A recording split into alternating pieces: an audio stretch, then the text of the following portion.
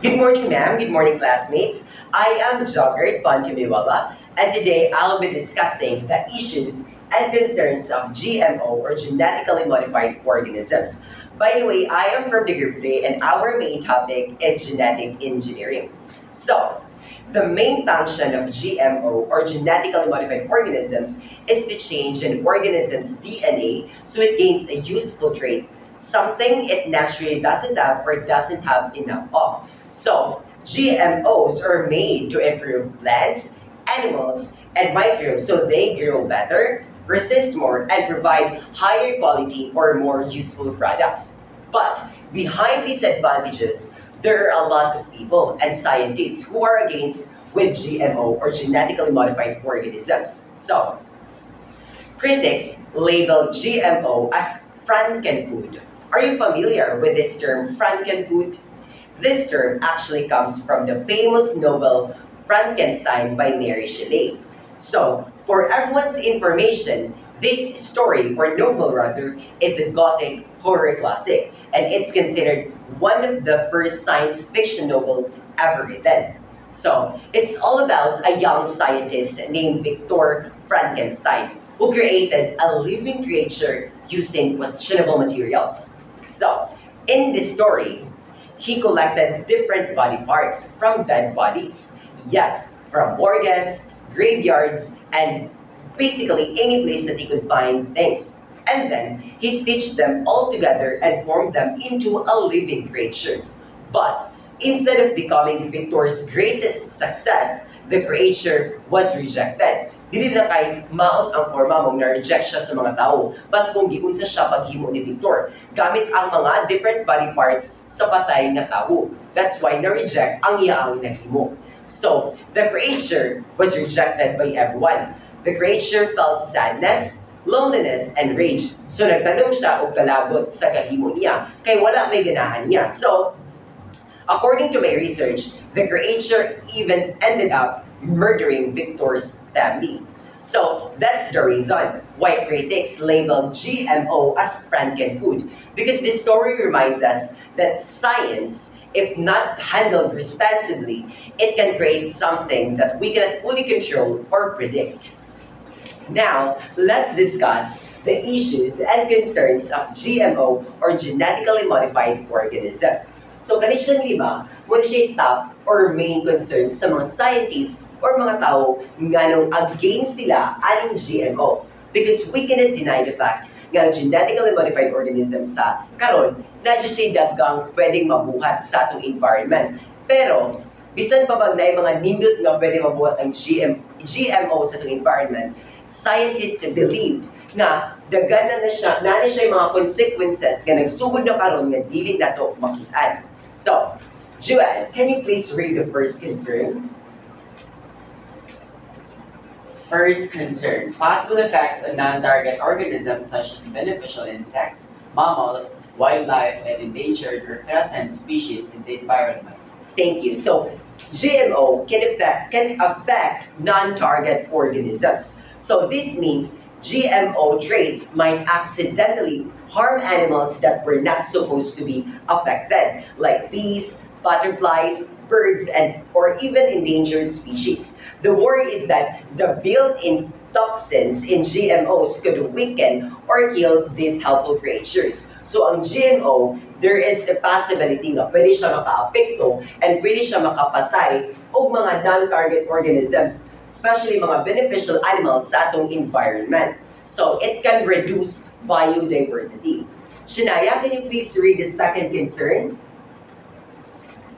Possible gene flow to or crossing with other varieties, including indigenous crops and with wild relatives. Thank you. So, this happens when GMO genes spread to native crops or wild relatives through cross-pollination. The concern is that these mixed genes can create new traits that farmers didn't intend and may replace traditional varieties. So ang GMO, kung ma-spread ang yung mga genes to native crops or wild relatives, pwede siya makabuhat of new traits and makalos siya sa traditional or original varieties.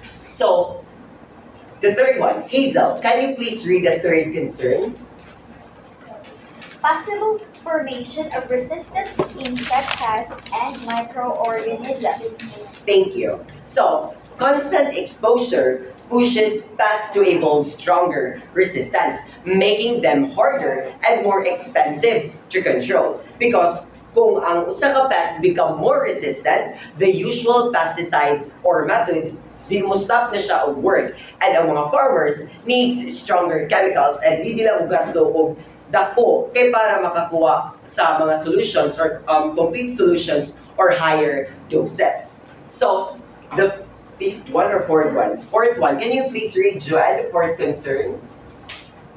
Possible persistence of toxins in the environment.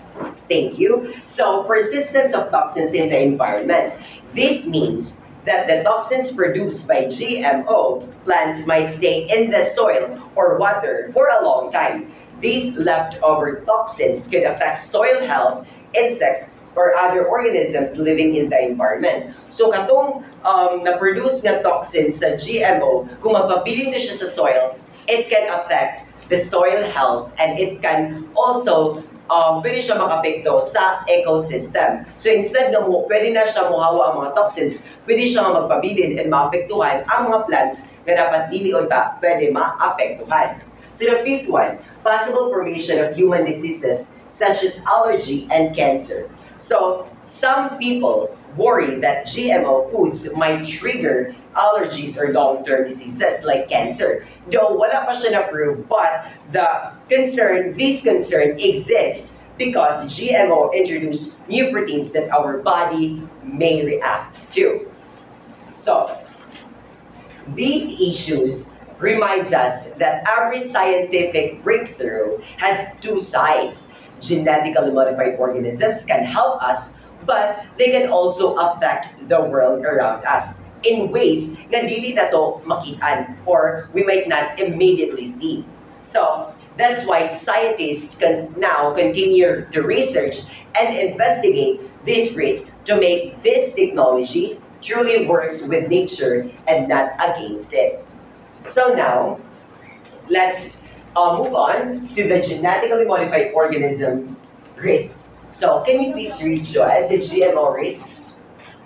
GMO risk. Scientists who are critical of GMOs are questioning the health and environmental risk that GMOs pose. Studies have shown that consuming and producing GMOs can result in the formation of new and or more virulent strains of infectious agents. Thank you. So, GMO is a continuing concern because GMO critics worry that GMO may create new or stronger infectious agents or mag-leave siya toxins in the soil and harm animals that are not supposed to be affected.